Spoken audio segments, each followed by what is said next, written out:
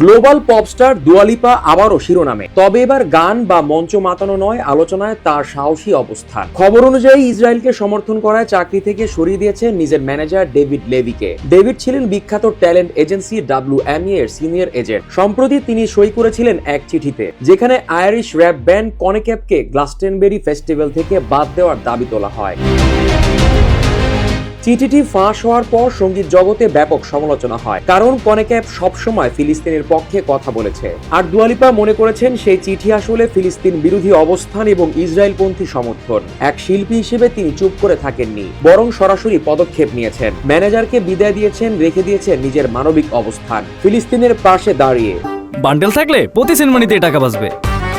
বিকাশ send money bundle কিনে জিতুন প্রতি লেনদেনে। এর আগেও বহুবার প্রকাশ্যে ফিলিস্তিনকে সমর্থন করেছেন দুয়া লিপা। গাজা শিশু হত্যাকে তিনি বলেছিলেন জেনোসাইড। ইনস্টাগ্রামে তার 88 মিলিয়ন ফলোয়ারকে আহ্বান জানিয়েছিলেন, শিশুদের আগুনে পোড়ানো কখনো ন্যায্য হতে পারে না, গোটা বিশ্বের এক হতে হবে এই গণহত্যা থামাতে। অন্যদিকে ক্যান কাপের পারফরম্যান্সও শেষ পর্যন্ত গ্লাস্টেনবেরিতে হয়েছে, যদিও বিবিসি সেটা সম্প্রচার করেনি।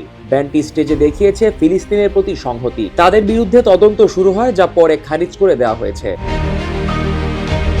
সবশেষে দুয়া লিপার সিদ্ধান্ত যেন আবারও প্রমাণ করলো তিনি শুধু পপস্টার নন, বরং মানবতার পক্ষে এক নির্ভীক কণ্ঠস্বর। তরুণ প্রজন্মের কাছে তাই দুয়া লিপা এখন আইডল, যিনি গান যেমন গাইতে জানেন, তেমনি অন্যায়ের বিরুদ্ধে অবস্থান নিতেও ভয় পান না। জিসান আহমেদ, কালের কণ্ঠ।